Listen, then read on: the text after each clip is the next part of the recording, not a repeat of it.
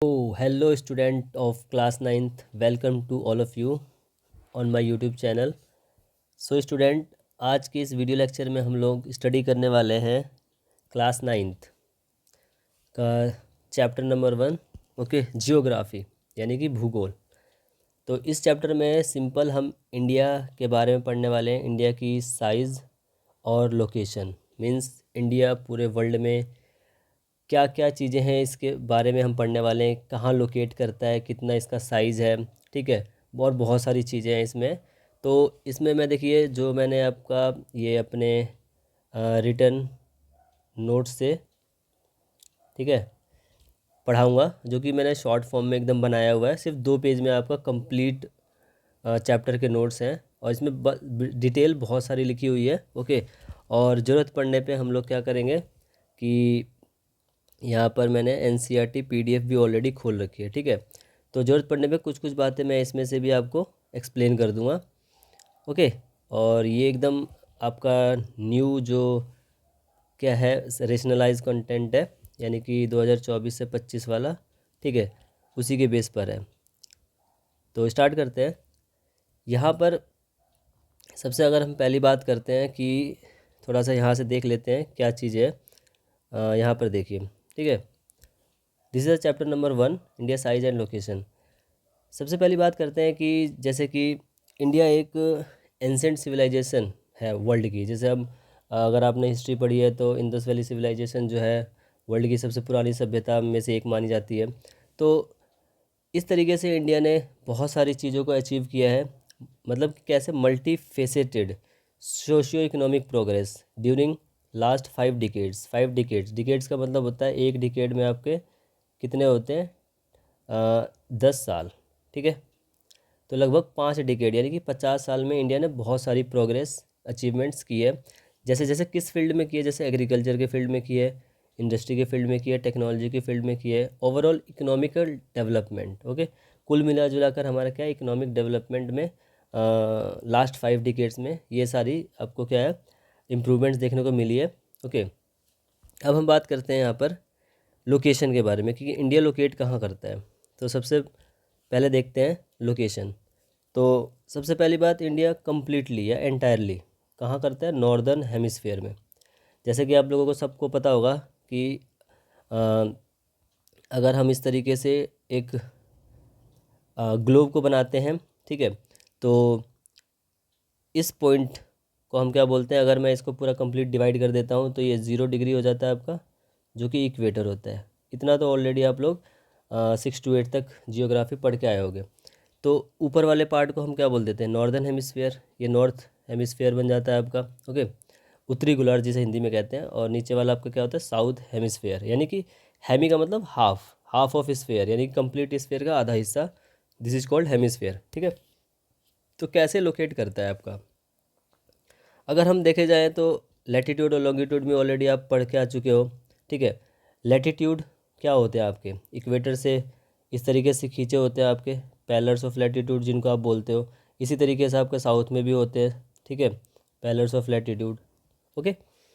तो इंडिया कैसे लोकेट करता है, और अगर हम और बात कर लें कि इस तरीके से कि ये है आपका, और ये 0 डिग्री इक्वेटर हो गया, नॉर्दर्न हेमिस्फीयर, साउदर्न। और ये अगर मैं ऐसे देखूं तो इधर मान लेते हैं ईस्ट और इधर मान लेते हैं, एक सेकंड, इसको थोड़ा सा और आधा बना लें, ठीक है। तो ये आपका ईस्ट पार्ट हो जाता है और ये आपका वेस्ट पार्ट हो जाता है, यानी ईस्टर्न हेमिस्फीयर और वेस्टर्न हेमिस्फीयर। और ऐसे देखा जाए तो इक्वेटर से आपका साउदर्न बढ़ जाता है और ये नॉर्दर्न हेमिस्फीयर इक्वेटर से जस्ट ऊपर वाला।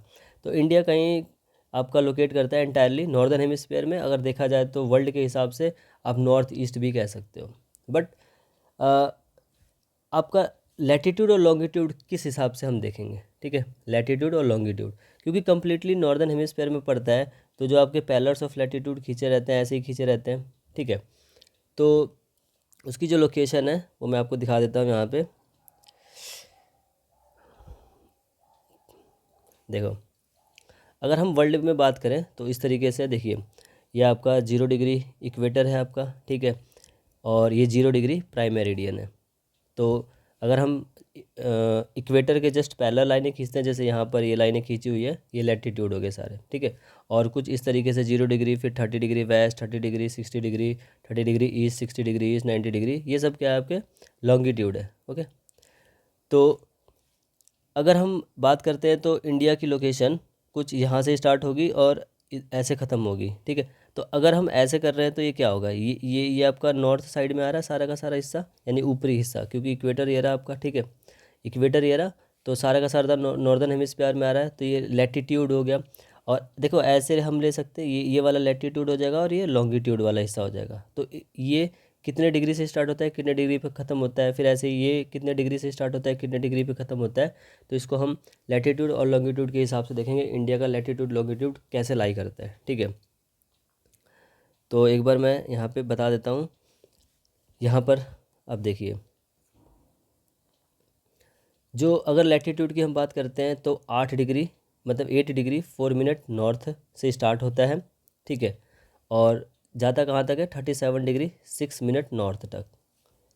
और हम इसको अच्छे से देखते हैं, इसको ग्राफ के ऊपर, या मैं आपको मैप दिखा देता हूँ, ठीक है। यहाँ पर देख सकते हैं, यहाँ देखिए, ये है आपका, ये जो सबसे नीचे वाला पॉइंट है 8 डिग्री 4 मिनट नॉर्थ से लेके हमारा कहाँ तक जाता है, जो सबसे टॉप पॉइंट है ये जम्मू एंड कश्मीर का 37 डिग्री 6 मिनट नॉर्थ। तो ये क्या है, लैटिट्यूड है। देखिए ये ऐसे खींची हुई लाइन है, ऐसे खींची हुई लाइन है, तो ये क्या दिखाता है, लैटिट्यूड को दिखाता है। ओके, तो इस तरीके से हमारा आपको पता होना चाहिए कहाँ से स्टार्ट हो रहा है, 8 डिग्री 4 मिनट नॉर्थ से लेके 37 डिग्री 6 मिनट नॉर्थ। ओके, ये लैटिट्यूड के हिसाब से हो गया। उसके बाद अगर हम बात करते हैं लॉन्गिट्यूड की, ठीक है।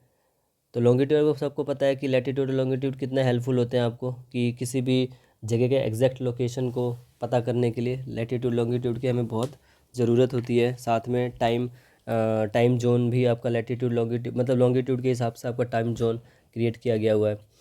तो यहाँ पर लॉन्गिट्यूड कितना है, 60 डिग्री 7 मिनट ईस्ट से लेके 97 डिग्री 25 मिनट ईस्ट। ये भी हम देख लेते हैं ग्राफ के थ्रू, क्योंकि ये जो आपका जियोग्राफी है ना, बिल्कुल एकदम कॉन्सेप्चुअल है, और आपको इसे पढ़ने के लिए मैप बहुत ज़रूरी है, ठीक है। बिना मैप के तो आप जियोग्राफी रट ही नहीं सकते या समझ ही नहीं सकते हो, तो मैप का होना बहुत ज़रूरी है। तो अभी मैं दिखा देता हूँ आपको लैटिट्यूड और लॉन्गिट्यूड वाला हिस्सा। वेट, अभी हम ये स्लाइड सब पढ़ने वाले हैं, मैं एनसीईआरटी बुक में ही दिखा देता हूँ आपको। देखिए यहाँ पर आपको ये मैप देखिए यहाँ से। अभी हमने ये वाला देखा था, ये वाला लैटिट्यूड के हिसाब से देखा था, 8 डिग्री 4 मिनट नॉर्थ से लेके जम्मू एंड कश्मीर तक 37 डिग्री 6 मिनट नॉर्थ।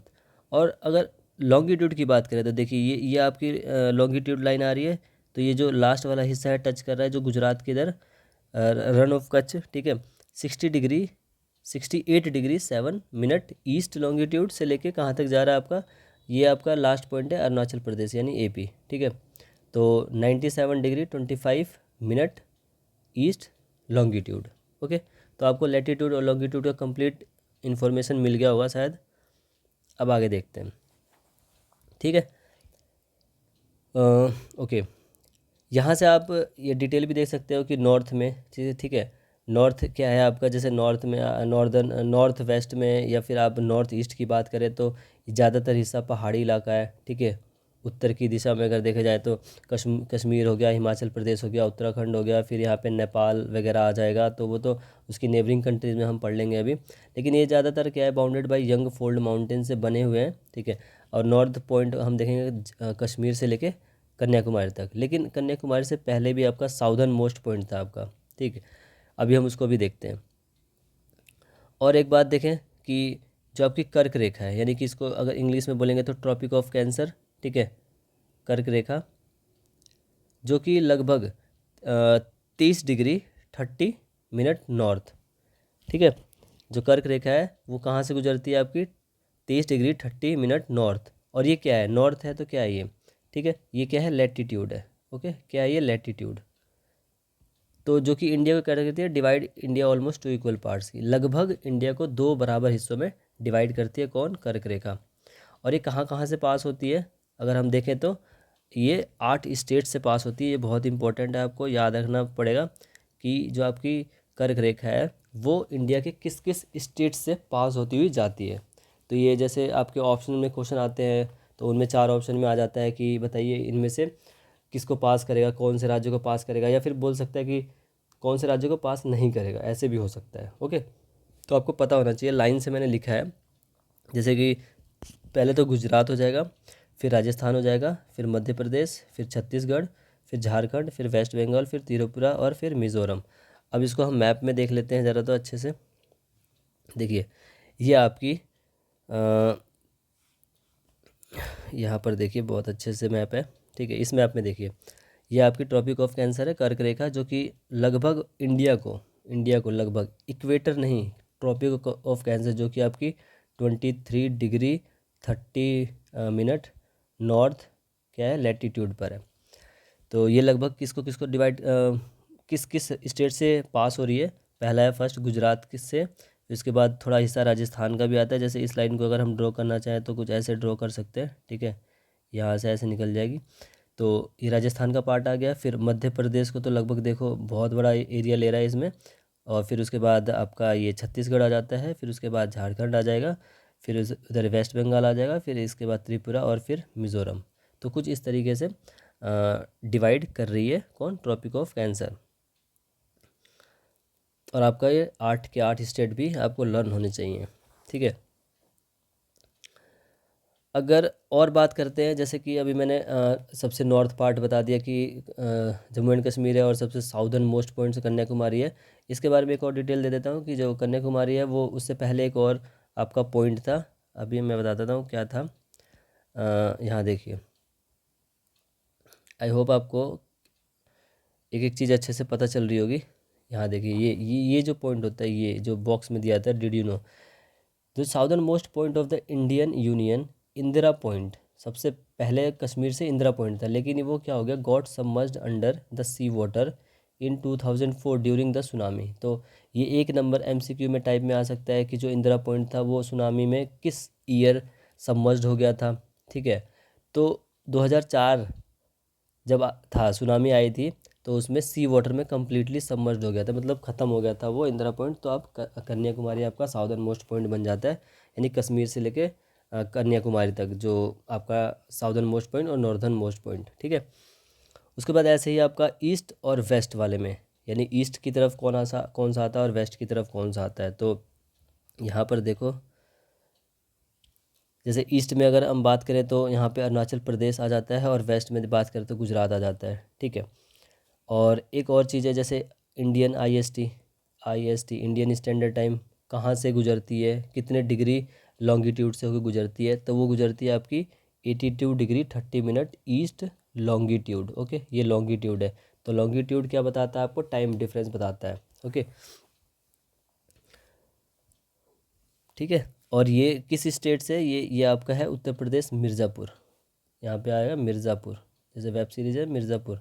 ओके, और डिस्टेंस की अगर बात करें कि नॉर्थ से कश्मीर से लेकर कन्याकुमारी तक का डिस्टेंस बात करें तो 2933 किलोमीटर, यानी 2933 किलोमीटर आपका ऐसे डिस्टेंस है। अगर वर्टिकल डिस्टेंस देखोगे तो, हॉरिजॉन्टल डिस्टेंस देखोगे तो गुजरात से लेकर अरुणाचल प्रदेश का थोड़ा आपको, sorry, by mistake, by default mistake हो जाए। देखो कश्मीर से लेकर कन्याकुमारी तक का आपका डिस्टेंस है 3214 किलोमीटर। ओके, इसके करेक्ट कर लो। और गुजरात से लेकर अरुणाचल प्रदेश का डिस्टेंस है 2933 किलोमीटर। ओके, और अरुणाचल प्रदेश, जैसे कि मैंने बताया कि आपका जो अर्थ रोटेट करती है आपको, वो वेस्ट टू ईस्ट करती है, मतलब एंटी क्लॉकवाइज, यानी क्लॉक की उल्टी डायरेक्शन से वेस्ट टू ईस्ट रोटेट करती है, कुछ इस तरीके से। ओके, अगर देखा जाए तो ये ऐसे रोटेट करती है। ओके, तो अरुणाचल प्रदेश, यानी कि हमको पता है कि जो सन है, सन की जो डायरेक्शन है वो ईस्ट साइड रहती है, पूरब की दिशा में से निकलता है आपका सूर्य। तो घूमती क्या कैसे है आपका, वेस्ट टू ईस्ट घूमती है। तो इस वजह से अरुणाचल प्रदेश में पहले आपका सन राइज होता है। ओके, और थोड़ा सा लेट कितना होता है, टाइम लैग ऑफ 2 आवर्स, यानी कि 2 घंटे का डिफरेंस रहता है। अगर मान लो यहाँ पे 5 AM पे सूरज दिख रहा है, ठीक है, अरुणाचल प्रदेश में, तो गुजरात में कब दिखेगा, लगभग 7 बजे यहाँ पर दिखेगा सूरज उगता हुआ। तो 2 घंटे का टाइम डिफरेंस है। लेकिन इंडिया का टाइम जोन एक ही है, ठीक है। इंडिया का जो इंडियन स्टैंडर्ड टाइम है उसका टाइम जोन एक ही है। जैसे बाकी कंट्रीज़ और भी बड़ी बड़ी कंट्री है, तो सर जैसे रशिया का हो गया या यूएसए का हो गया, तो उनके अलग अलग टाइम जोन है। जैसे रशिया का आई थिंक 11 टाइम जोन्स हैं, ठीक है। ऐसे ही यूएसए का लगभग 6-7 टाइम जोन्स हैं। एक्यूरेट मेरे को याद नहीं है अभी फ़िलहाल के लिए, ठीक है। अच्छा, इंडिया लाई करता, लोकेशन कहाँ है इंडिया की, और अगर हम देखा जाए तो इंडिया कैसे लोकेट करता है। यह है आपकी डायरेक्शन, जैसे कि नॉर्थ, साउथ, ईस्ट और वेस्ट। देखिए, जो भी चीज़ आपकी एनसीईआरटी बुक में लिखी है मैं उसको डायरेक्टली एक्सप्लेन कर रहा हूँ अपने नोट्स के थ्रू, ठीक है। आई होप आपको क्लैरिफिकेशन मिल जा रहा होगा, फिर भी मैं आपको थोड़ा बहुत और डिटेल बता दूंगा। अगर हम इसके ये जो डायरेक्शंस होती हैं, आप अगर आप 6-7 क्लास में जियोग्राफी को ढंग से पढ़े हो, तो ये जो मेन 4 डायरेक्शन होते हैं इसको कार्डिनल डायरेक्शन बोलते हैं। क्या बोलते हैं? कार्डिनल डायरेक्शन, ठीक है। और जो बाकी की अलग 4 डायरेक्शन होती है इनके इनके बीच में, ठीक है, इसको इंटरमीडिएट डायरेक्शन कहते हैं। क्या बोलते हैं इनको? Intermediate directions, okay. तो इंटरमीडिएट डायरेक्शन में जैसे कि अगर हम देखें साउथ ईस्ट में आपका क्या पड़ता है? बे ऑफ बंगाल आ जाता है, और साथ में बे ऑफ बंगाल के जस्ट साउथ में आ जाता है अंडमान एंड निकोबार आइलैंड आ जाता है। तो आपको ये भी पता होना चाहिए कि साउथ ईस्ट में बे ऑफ बंगाल आता है और जस्ट उसके नीचे फिर अंडमान एंड निकोबार आइलैंड आ जाता है। और ऐसे ही साउथ वेस्ट में, ठीक है, क्या होता है? अरेबियन सी होती है और उसके जस्ट साउथ में लक्षद्वीप आइलैंड आ जाता है। तो मैप का होना बहुत ज़रूरी है।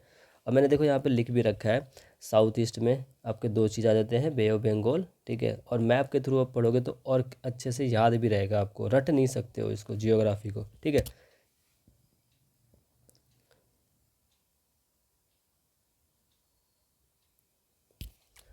ओके स्टूडेंट, आई होप आपको समझ आ रहा हो अच्छे से। देखिए, जियोग्राफी आपने बहुत चैनल से पढ़ी होगी, एक बार यहाँ से भी चीज़ों को समझ के एक बार देखिए, शायद आपको इंटरेस्ट आने लग जाए।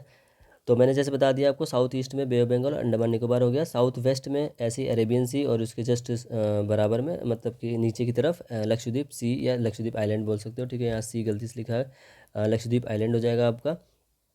ओके, ये मैंने आपको ऑलरेडी बता दिया कि साउदर्न मोस्ट पॉइंट पहले इंदिरा पॉइंट था, उसके बाद 2004 में सुनामी में वो पूरा तरह से सी वाटर में सबमर्ज्ड हो गया, यानी डूब गया था, ठीक है। यहाँ तक आपको क्लियर हो गया होगा कि कौन सी जो लाइन है या कौन सी जो रेखा है इंडिया को 2 बराबर हिस्सों में बांटती है, किस किस स्टेट से होकर गुजरती है, आपको अच्छे से पता होना चाहिए।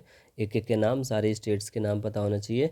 फिर नॉर्थ से साउथ तक का डिस्टेंस कितना है? 2933 किलोमीटर है। फिर ईस्ट टू वेस्ट का हमारा कितना, सॉरी, ये नॉर्थ से साउथ तक का डिस्टेंस कितना है, फिर ईस्ट टू वेस्ट का डिस्टेंस कितना, ये भी पता होना चाहिए, ठीक है। टाइम डिफरेंस कितना है, स्टैंडर्ड मेरिडियन टाइम, ये ऑलरेडी 6-7 में बता दिया जाता है, तो याद रहना चाहिए। फिर ये मोस्ट इम्पॉर्टेंट है, ये एमसीक्यू की फॉर्म में ज़रूर बन सकता है, एमसीक्यू, क्योंकि जैसे आपका पैटर्न एग्ज़ाम बहुत चेंज हुआ है, तो एमसीक्यू की फॉर्म में तो आपको एकदम अच्छे से पता होनी चाहिए कॉन्सेप्ट के साथ, कौन लैटिट्यूड है कि लॉन्गिट्यूड है, ये भी आपको पता होना चाहिए कि लैटिट्यूड क्या होता है, लॉन्गिट्यूड क्या होता है, ठीक है। ये बाकायदा डिग्री और ये मिनट्स वगैरह भी याद होने चाहिए, ठीक। यहाँ तक क्लियर हो गया होगा, तो आगे चलते हैं। अब हम साइज़ की बात कर लेते हैं। लोकेशन आपको पता चल गई है, इंडिया की लोकेशन कितनी है, क्या क्या चीज़ें हैं उसमें आती है। बहुत ही ईजी चैप्टर है और बहुत छोटा चैप्टर है, ठीक है। अगर हम बात करते हैं साइज़ की, तो इंडिया का टोटल लैंड मास, ठीक है, लैंड मास मतलब जिस पे हम रहते हैं, यानी कि क्रस्ट की बात कर रहा हूँ, top layer of the earth.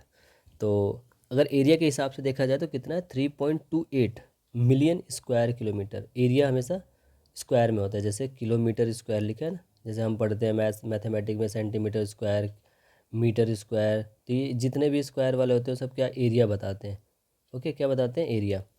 तो ये लैंड मास है 3.28 मिलियन। ये भी आपका एमसीक्यू में आ सकता है कि इंडिया का साइज कितना है, लैंड मास साइज कितना है? 3.28 मिलियन, ओके।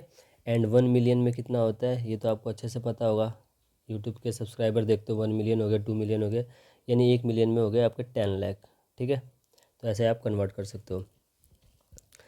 उसके बाद टोटल जियोग्राफिकल एरिया, यानी कि टोटल जियोग्राफिकल एरिया का मतलब है कि अर्थ पे जितना आपका लैंड मास है उसका इंडिया कितना शेयर करता है? 2.4% इंडिया लैंड मास को कवर करता है। अगर मान लेते हैं पूरा अर्थ के ऊपर 100% अगर हम ज़मीन लेते हैं, 100% ज़मीन लेते हैं तो उसका 2.4% सिर्फ इंडिया के पास है ज़मीन, ठीक है। एंड इंडिया क्या है, 7th largest country of the world. अगर वर्ल्ड में बहुत बड़ी बड़ी कंट्री है तो उसमें आपका इंडिया क्या है, एक 7th लार्जेस्ट कंट्री में आती है। तो उससे पहले कौन कौन सी कंट्री है आपकी, जैसे सबसे बड़ी कंट्री की बात करें तो रशिया आ जाती है, फिर कनाडा आ जाती है, फिर यूएसए है। इस तरीके से अभी मैं बता देता हूँ सारे आपको लाइन से, ठीक है। और length of the land boundary, okay, land boundary की लेंथ। अब इसका मतलब क्या है, लेंथ में दिखा देता हूँ लैंड बाउंड्री क्या होती है। यहाँ पर आ जाइए, देखिए इस इससे देखिए ये है neighbouring countries and border length. इसको भी अब छोड़िए मैप को, यहाँ पर आओ, सबसे बढ़िया समझ में आएगा आपको इस वाले मैप से। लैंड बाउंड्री का मतलब है कि सिर्फ इस वाले पॉइंट को लेके यहाँ से, यानी कि जो कोस्ट लाइन से अलग होती है, यानी कि जो पानी वाले लाइन से अलग होती है, सिर्फ लैंड बाउंड्री, ठीक है। ओनली ज़मीन ज़मीन की बात कर रहे हैं, क्योंकि ये वाले हिस्से जैसे गुजरात का ये वाले सब हिस्से क्या आते हैं हमारे, इसको कोस्टल रीजन बोलते हैं, यानी कि ये जो समुद्र के पास आते हैं, जो जिसके पानी होता है। बट लैंड वाला अलग पार्ट हो गया, यानी कि जो ज़मीन से कनेक्टेड है, जैसे कि ये आपका इधर पाकिस्तान हो गया, फिर उसके बाद अफ़गानिस्तान, फिर इधर से आपका ये नेपाल साइड आ जाता है, ठीक है। इस तरीके से चाइना चाइना वाइना सारी कंट्री आ जाती है आसपास। तो ये वाला जो टोटल बाउंड्री है, ये लगभग ये कितना है, 15,200 किलोमीटर है, क्लियर। और जो टोटल कोस्ट लाइन है, अब कोस्ट लाइन में देखो, ये वाला हिस्सा तो पूरा आ ही रहा है कोस्ट लाइन में, यानी कि 7,516 किलोमीटर, किसको इंक्लूड करके, साथ में देखो ये वाले छोटे छोटे जो आपके ये दिख रहे हैं ना, जैसे हमने अंडमान निकोबार आइलैंड पढ़ा था, और फिर यहाँ पर आपने क्या पढ़ा था, इधर आपका अरेबियन सी होता है, इधर बे ऑफ बंगाल होता है, अंडमान निकोबार आइलैंड, फिर ये आपका लक्षद्वीप, हाँ ये लक्षद्वीप आइलैंड। तो इनका भी जोड़ लिया गया है, सारा मिला के 7,500 ये कोस्ट लाइन हो जाएगा, फिर इनका सारा मिला के 6,100 किलोमीटर हो जाएगा। तो टोटल टोटल अगर हम पानी और सबका मिला लें तो लगभग 22,716 किलोमीटर आपका पड़ जाएगा, यानी कि land boundary and coast line boundary, ठीक है। तो यहाँ पर देखिए लैंड बाउंड्री 15,200 किलोमीटर है, और कोस्ट लाइन की टोटल लेंथ 7,516 किलोमीटर। इसमें आपको अलग करके दे दिया कि अंडमान निकोबार की जो है कोस्ट लाइन में वो भी आ जाता है, क्योंकि भाई वो पानी के ही मतलब समुद्र के आसपास का एरिया है, तो वो भी कोस्ट लाइन में आएगा, ठीक है। तो सबसे लॉन्गेस्ट उसकी है, उसमें 1912 किलोमीटर है। उसके बाद फॉलोड बाय उसके बाद गुजरात की आती है जो कि 1600 किलोमीटर है, ओके। लगभग 1596 लगभग लिखा है, 1600 किलोमीटर ले लिया है। दमन एंड दीव की आती है, सबसे छोटी है, ठीक है, उसकी दिया नहीं है यहाँ पर, एनसीईआरटी में भी नहीं दे रखी है, बस स्मॉलेस्ट लिख दिया है, क्लियर। तो आपको टोटल लैंड बाउंड्री पता चल गई यहाँ से 15,200, कोस्ट लाइन पता चल गई 7,500। तो 22 और 7 मतलब 15 और 7 22, 22 और 5 और ये 2 7, मतलब 22,700 के आसपास कुछ यहाँ पे टोटल लिखाई था आपका, अगर देखा जाए तो 22,716 किलोमीटर टोटल दोनों को मिला के हो गया, लैंड का और कोस्ट लाइन का, ठीक है। अब तो ये साइज़ की बात हो रही थी अभी हमारे पास, ठीक है। आगे हम चलते हैं ज़रा। तो ये वही मैप है कि इंडिया आपका लाई कहाँ करता है, मतलब कि इंडिया लोकेट कहाँ करता है, अगर वर्ल्ड के हिसाब से देखा जाए तो कहाँ इंडिया लोकेट करता है। तो इस तरीके से प्राइम मेरिडियन हो गया जो कि 0 डिग्री क्या होता है, लॉन्गिट्यूड पर होता है, इस तरीके से। तो ये ईस्टर्न हेमिस्फीयर हो जाता है, फिर ये सॉरी ईस्टर्न हेमिस्फीयर, ये नॉर्थ ईस्टर्न हेमिस्फीयर। तो इंडिया को आप ऐसे भी देख सकते हो कि ये ऐसे है। तो अगर इस तरीके से देखना है आपको इंटरमीडिएट डायरेक्शन के हिसाब से, तो नॉर्थ ईस्ट हेमिस्फीयर में आ जाता है, ठीक है, ओके। अगर थोड़ा हम और बात करें कि इंडिया में सबसे लार्जेस्ट स्टेट है कौन सा है, सबसे बड़ा राज्य कौन सा है, तो राजस्थान हो जाता है, ठीक है। और एज यू ऑलरेडी नो, पहले से आप लोगों को पता होगा कि सबसे बड़ा लार्जेस्ट स्टेट राजस्थान हो गया। स्मॉलेस्ट स्टेट की बात करें तो गोवा हो जाती है आपकी, ओके, गोवा हो जाएगा। यूनियन टेरिटरी की बात करें तो यूनियन टेरिटरी, ओके, तो अंडमान एंड निकोबार आइलैंड हो जाएगा। और स्मॉलेस्ट की बात करें तो लक्षद्वीप हो जाएगा। तो ये सब भी पता होना चाहिए कि बड़ा कौन सा है, छोटा कौन सा है, राज्य भी और टेरिटरी भी। और जैसे कि इंडिया में 29 स्टेट है, ना कि 28 स्टेट, ठीक है, क्योंकि झारखंड बाद में मतलब बिहार से झारखंड अलग हुआ था तो 29वां राज्य हो गया था, ठीक है। ये आप पढ़ना एक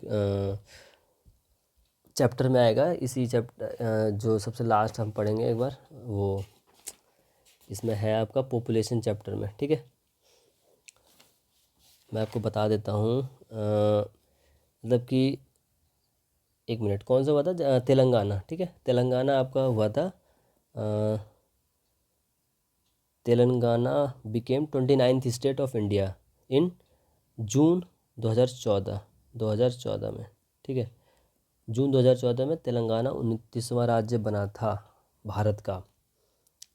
और एक और चीज़ है कि जो आपका जम्मू एंड कश्मीर है वो बायफरकेटेड, यानी कि बायफरकेटेड का मतलब होता है, बाय मीन्स दो होता है, दो हिस्से में, जैसे कि जम्मू एंड कश्मीर। ठीक है, तो state of Jammu and Kashmir was bifurcated into 2 union territories namely Jammu and Kashmir. मतलब कि पहले जम्मू एंड कश्मीर बोलते थे ना, तो अब अलग जम्मू हो गया और कश्मीर अलग, ये बायफरकेट हो गया था। ठीक है, 2 यूनियन टेरिटरीज बन गई थी, तो इस तरीके से यूनियन टेरिटरीज भी अलग अलग हो जाएगी। तो जम्मू एंड कश्मीर एक हो गया था फिर, और साथ में लद्दाख, मतलब इसको अलग कर दिया था। ठीक है, तो जम्मू एंड कश्मीर और लद्दाख, तो ये हो गया था आपके दो और यूनियन टेरिटरीज़। ये एक union territory Jammu and Kashmir और उसमें लद्दाख। कब हुआ था ये हुआ था आपका 5 अगस्त 2019 में, 5 अगस्त 2019 में। तो 29वां स्टेट आपका कौन सा बना था? तेलंगाना। ठीक है, क्लियर? ओके, अगर डिस्ट्रिक्ट की बात करें, डिस्ट्रिक्ट यानी कि उस राज्य का ज़िला, जैसे कि डिस्ट्रिक्ट, सबसे बड़ा डिस्ट्रिक्ट है कच्छ, जो कि गुजरात में है आपका। और स्मॉलेस्ट सबसे छोटा डिस्ट्रिक्ट की बात करें तो पौंडीचेरी, जो कि माहे। ठीक है, तो ये याद होना चाहिए, बहुत इंपॉर्टेंट है। लार्जेस्ट डिस्ट्रिक्ट कच्छ और स्मॉलेस्ट डिस्ट्रिक्ट माहे।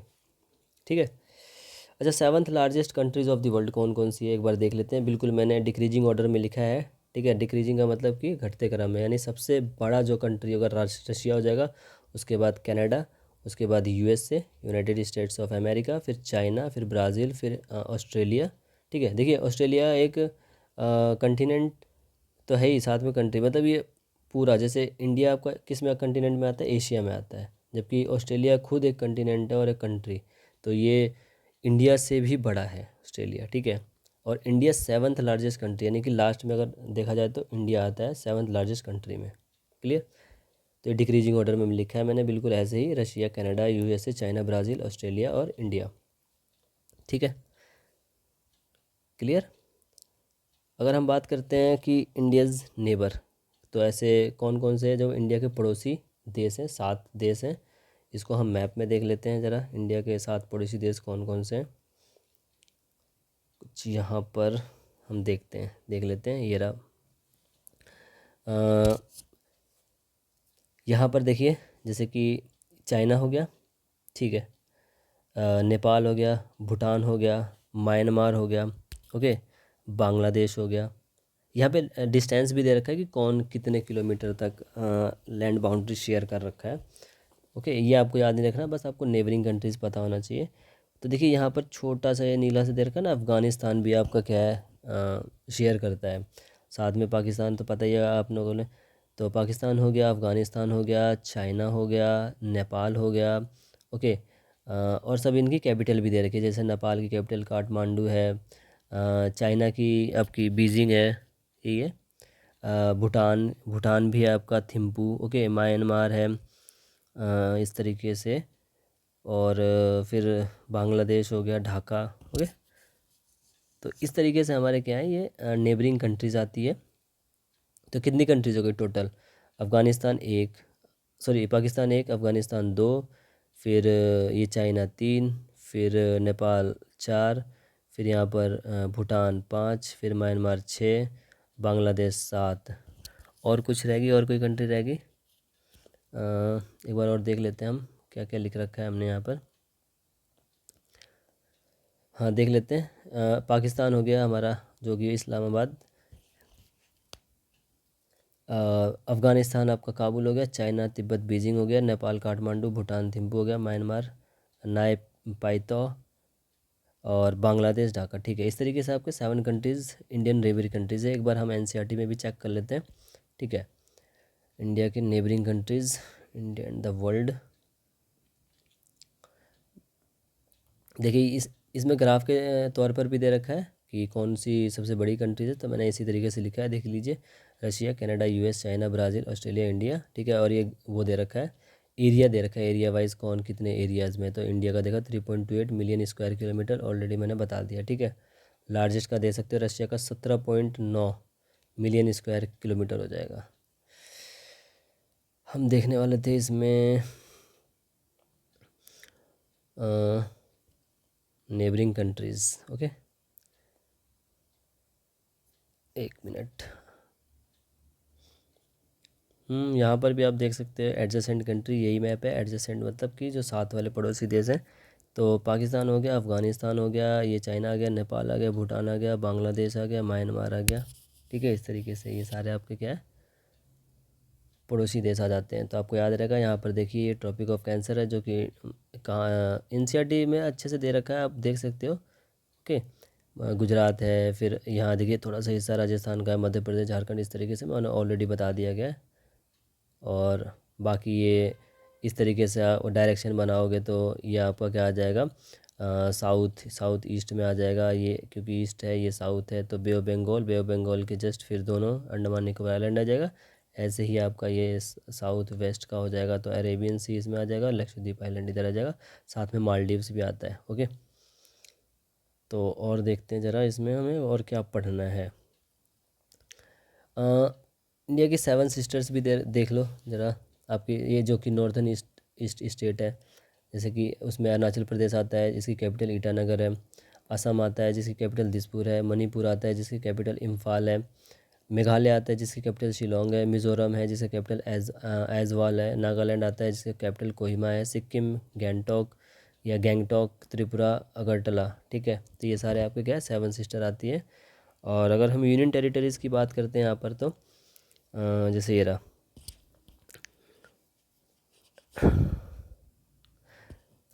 अंडमान एंड निकोबार, ये सब यूनियन टेरिटरीज़ है, ठीक है। प्रदेशित, ऐसे कुछ हिंदी में बोलते हैं, संघ शासित या संघ, एग्जैक्ट मेरे को हिंदी पता नहीं है इसकी।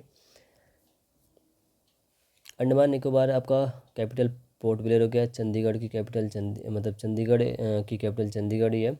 ये आपका यूनियन टेरिटरी में आती है। जैसे आप पंजाब पढ़ते हो, ठीक है, पंजाब और हरियाणा, तो दोनों की सेम ही कैपिटल है, जो कि चंडीगढ़ है। तो दोनों की सेम कैपिटल है, और ये आपका यूनियन टेरिटरी भी है, ठीक है। उसकी कैपिटल वही है, चंडीगढ़ ही। Dadar and Nagar Haveli and Daman and Diu, तो इसकी दमन है। दिल्ली, ये भी आपका क्या है, एनसीटी ऑफ दिल्ली आता है ना, नेशनल कैपिटल ऑफ टेरिटरी, इस तरीके से, ठीक है। तो इसकी न्यू दिल्ली हो गई आपकी। जम्मू एंड कश्मीर की श्रीनगर है, एंड लद्दाख की लेह, ले एंड लद्दाख बोलते हैं, लद्दाख की कैपिटल लेह हो गई है, और जम्मू एंड कश्मीर की श्रीनगर है। लक्षद्वीप कारावती, और पुडुचेरी की पुडुचेरी ही है। तो इस तरीके से आपकी ये यूनियन टेरिटरीज़ हो गए। अच्छा, एक और चीज़ है, इसी एनसीईआरटी में बता रखा है, 1947 से पहले, मतलब 1947 से पहले कोई ऐसा वो नहीं था कि क्योंकि देखो उस टाइम में प्रोविंसेस चलते थे। जैसे कि अगर मैं बंगाल प्रोविंस बताऊं, तो उसमें 3, आज के टाइम के हिसाब से 3 बड़े बड़े राज्य आते। जैसे उसमें बिहार आता था, ठीक है, उड़ीसा आता था, और खुद बंगाल, यानी कि जो अब वेस्ट बंगाल अब बोलते हैं ना, ईस्ट बंगाल, वेस्ट बंगाल, इस तरीके से। तो बिहार, उड़ीसा और बंगाल, ये सब मिलके एक आपका प्रांत बनता था, जिसे प्रोविंस कहते हैं, ठीक है, प्रोविंसेस। क्योंकि जब ईस्ट इंडिया कंपनी आई थी, अगर आपने हिस्ट्री में पढ़ा होगा, तो ईस्ट इंडिया कंपनी आई थी तो सबसे पहले बंगाल, मतलब कि ये ईस्ट की तरफ से एंट्री की थी उन्होंने, ब्रिटिश लोगों ने। तो जो प्रोविंस होते थे 1947 में, 2 टाइप के स्टेट्स होते थे इंडिया में, एक प्रोविंसेस होते थे, एक प्रिंसली होते थे। यानी प्रोविंस क्या होते थे, ruled directly by British officials.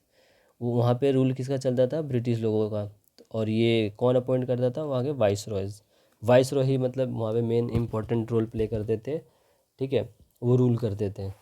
History पढ़ते हो ना, तो पता होगा, उसमें आपको गवर्नर होता है, गवर्नर जनरल होता है, वाइस रॉय होता है, इस तरीके से।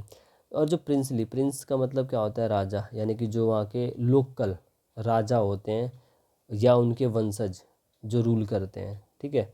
तो 1947 से पहले प्रोविंस और प्रिंसली स्टेट्स होते थे। Province directly British official rule करते थे, वहाँ पे उनकी एडमिनिस्ट्रेशन चलती थी, ठीक है। वहाँ उनके रूल चलते थे। और प्रिंसली का मतलब होता था लोकल हेरिडेटरी रूलर्स, ठीक है, जो वहाँ के पहले से ही राजा राज कर रहे होते थे, वो सब है। तो बस देखा, इतनी जल्दी ये चैप्टर पूरा ख़त्म हो जाता है। और इसमें कोई इम्पोर्टेंट चीज़ रह जाती है तो मैं देख लेता हूँ एनसीईआरटी से और आपको बता देता हूँ। देखो ये दे रखा है यहाँ पे डुडिनो में, यहाँ पे मैं ऑलरेडी बता चुका हूँ आपको। सीधी इंडियाज़ नेबर पढ़ चुके हैं हम लोग, ठीक है। जो चीज़ लिखा है हम ऑलरेडी सब मैंने बता दिया यहाँ से।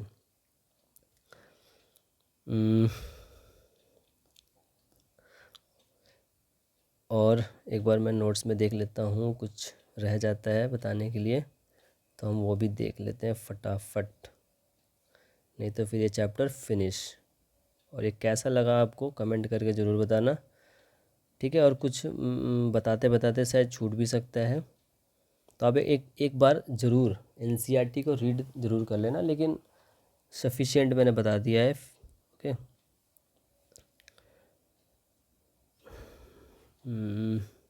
एक चीज़ यहाँ पे देख लीजिए,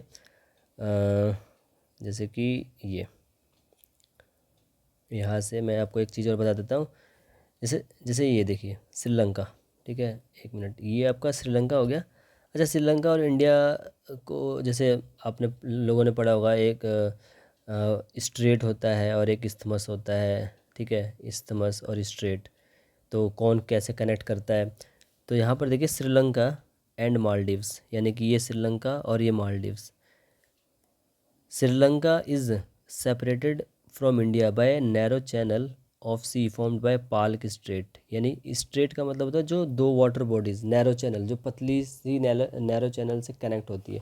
तो स्ट्रेट का मतलब होता है जो पानी, मतलब कि वाटर बॉडी से कनेक्ट हो, तो जैसे इंडिया और Sri Lanka. And the gulf of Mannar, ठीक है, तो ये क्या है, गल्फ ऑफ मन्नार। तो आप और श्रीलंका ये कैसे पाल्क स्ट्रेट से कनेक्ट है, ठीक है। और हम देख लेते हैं यहाँ पर एक और चीज़, while Maldives islands are situated to the south of Lakshadweep island. तो ये तो सबको पता है, मैंने बता दिया अभी। लक्षद्वीप के जस्ट साउथ में क्या है, मालदीव्स आइलैंड लोकेट हो रखा है। आइलैंड क्या होता है, जिसके चारों तरफ से पानी से घिरा होता है, ठीक है। इंडिया खुद तीन तरफ से पानी से घिरा है, साउथ से घिरा ही हुआ है, यहाँ पे आपका ईस्ट से घिरा है, वेस्ट से घिरा है, पेनिनसुलर बोलते हैं इसको, ठीक है। तो India has strong geographical and historical links with her neighbours. तो हिस्ट्री से रिलेटेड है, वो कह रहा है कि इंडिया जो है उसका जुड़ाव जो है, कि किस तरीके से इंडिया में लोग आए, ठीक है, और यहाँ पे लोगों ने राज किया, किस वजह से राज किया, क्योंकि यहाँ पे जो कह सकते हो कि बहुत ज़्यादा प्रॉस्पेरस कंट्री रही है, मतलब किसी भी रिसोर्सेज की कमी नहीं रही है इंडिया में, ठीक है। Look at the physical map of Asia in your Atlas, अगर आपके पास एटलस है तो आप फिजिकल मैप देख सकते हो इंडिया का। And know how the Indian stand apart from the rest of Asia, कि किस तरीके से इंडिया स्टैंड करता है एशिया से अलग, ठीक है। ये आपके लिए एक्सरसाइज आ गई, ओके। जैसे देखिए यहाँ पर दे रखा है एक एक नंबर के क्वेश्चन है, तो MCQ, the tropic of cancer does not pass through. जैसे मैंने पहले बताया था एक एक नंबर में क्वेश्चन बन सकता है। तो किससे पास नहीं होती, राजस्थान से पास होती है, मैंने पढ़ा है। छत्तीसगढ़ से पास होती है, त्रिपुरा से पास होती है, तो उड़ीसा से पास नहीं होती है। सिंपल बी ऑप्शन राइट हो जाएगा। The eastern most longitude of India, longitude की बात कर रहा था, यानी लॉन्गिट्यूड कैसे होते हैं, ये पैरेलल्स ऑफ लॉन्ग सॉरी ये होते हैं प्राइम मेरिडियन, यानी कि मेरिडियन ऑफ लॉन्गिट्यूड, मतलब कि अगर हम अर्थ ऐसे बनाते हैं तो ये हो गया आपका प्राइम मेरिडियन, और इससे हम ऐसे ऐसे 0 डिग्री 1 डिग्री 2 डिग्री ये होता है, ठीक है। तो ईस्टर्न मोस्ट पूछ रहा है, ईस्टर्न मोस्ट। तो सबसे पहली बात कहाँ से स्टार्ट होता था, 68 डिग्री कुछ 7 मिनट ईस्ट से लेके 98 डिग्री या 97 डिग्री, ठीक है। तो आप यहाँ से देख सकते हो। ईस्टर्न मोस्ट की अगर बात करते हैं तो आपका ईस्टर्न मोस्ट में कौन सा आता है, आंध्र प्रदेश आता है। तो आंध्र प्रदेश का आप यहाँ पे आके देखिए 97 डिग्री के आसपास है। यहाँ पे मैं दिखा देता हूँ आपको, हाँ ईस्टर्न मोस्ट पूछ रहा है, देख लीजिए ये वेस्टर्न मोस्ट हो जाएगा, क्योंकि यहाँ पर देखिए ये वेस्ट हो जाएगा, ठीक है। तो ईस्टर्न मोस्ट के हिसाब से देखेंगे तो 97 डिग्री 25 मिनट, ठीक है। और एक दो MCQ देख लेते हैं अगर है तो। तो इसमें Uttarakhand, Uttar Pradesh, Bihar, West Bengal and Sikkim have common frontiers. Uttarakhand, Uttar Pradesh, Bihar, West Bengal and Sikkim have common frontiers. तो इसमें कॉमन फ्रंटियर्स कौन से होंगे जो कि उत्तराखंड, उत्तर प्रदेश, बिहार, वेस्ट बंगाल और सिक्किम से आते हों? क्या ये चाइना की तरफ फेस कर रखा है इन सारे स्टेट्स ने, या भूटान की तरफ है, या नेपाल की तरफ है, या म्यांमार की तरफ है? तो मैप में देखो उत्तराखंड, उत्तर प्रदेश, बिहार, वेस्ट बंगाल और सिक्किम। अभी हम बता देते हैं। देखो कौन सा फ्रंटियर आ रहा है। यहाँ पर क्या क्या बोल रखा है? उत्तराखंड, ये उत्तराखंड भी है, ठीक है। फिर उत्तर प्रदेश भी है, उसमें बिहार भी है, ओके। ऐसे और सारे हैं। तो कौन सा फ्रंटियर आ रहा है? तो अगर नेपाल है या चाइना है, यहाँ पे देख लीजिए एक बार। सिक्किम भी आ रहा है ना यहाँ पे, सिक्किम और वेस्ट बंगाल भी आ रहा है, बिहार भी आ रहा है, सिक्किम और वेस्ट बंगाल भी आ रहा है। तो हाँ, ये रहा वेस्ट बंगाल, ये रहा आपका, और साथ में क्या आ रहा है? सिक्किम, सिक्किम, सिक्किम, ये रहा आ रहा है सिक्किम, ठीक है। बिहार भी आ रहा है, वेस्ट बंगाल, सिक्किम, उत्तर प्रदेश, उत्तराखंड। तो इसमें आप नेपाल, नेपाल लिख सकते हैं। नेपाल में भी द राइट आंसर, ठीक है। आपके हिसाब से क्या हुआ? आप कमेंट देख लेना, कमेंट करना। नेपाल मेरे हिसाब से राइट आंसर बैठता है, ओके। बाकी आप ये क्वेश्चन आंसर ट्राई करें। तो आई होप आपको ये चैप्टर इस वीडियो लेक्चर में समझ आया हो। और कोई पार्ट अगर नहीं समझ आता तो आप कमेंट करके पूछ सकते हैं,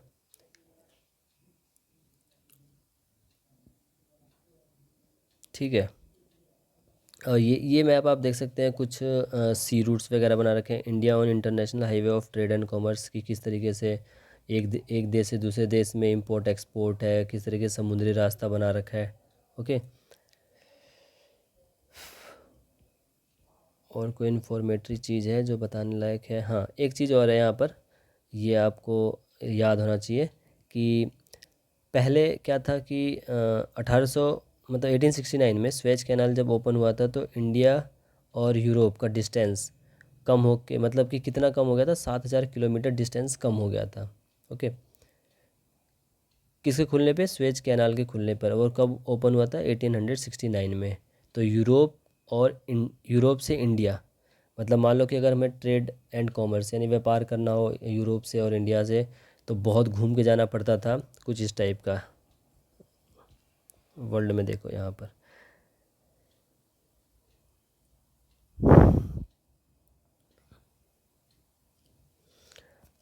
ये आपको दिखा रखा है, ये स्वेज कैनाल है, ठीक है। कैनाल, ठीक है, ये स्वेज कैनाल है। तो यहाँ से आप आराम से इस पोर्ट से इस पोर्ट तक जा सकते थे। तो यहाँ से यहाँ तक का डिस्टेंस कम हो गया था, क्योंकि पहले अगर ये कैनाल नहीं होता तो कि ये आपके ये जुड़े हो रहते, ये खुल गया था बाद में स्वेज कैनाल, ठीक है। तो फिर इंडिया को पूरा ऐसे घूम के जाना पड़ता था व्यापार करने के लिए। तो आप डायरेक्टली यहाँ से मुंबई के पोर्ट से जा सकते थे, चाहे कहीं से भी चेन्नई के पोर्ट से जा सकते थे, या कोलकाता के पोर्ट से जा सकते थे, तो ईजिली पास पड़ता है। तो 7000 किलोमीटर डिस्टेंस कम पड़ गया, यानी कम हो गया। तो आई होप आपको ये फर्स्ट चैप्टर अच्छे से समझ आया हो, ठीक है। चाहे तो आप इस नोट्स को अपने कॉपी में लिख सकते हो, शॉर्ट नोट्स के तौर पर। एक एक चीज़ मैंने समझा दी है डिटेल में। तो आई होप आपको ये वीडियो लेक्चर समझ आया हो। अगर अच्छा लगा हो तो लाइक करें और चैनल को सब्सक्राइब कर लें, ठीक है। तो मिलते हैं नेक्स्ट वीडियो लेक्चर में, तब तक के लिए थैंक यू, बाय बाय।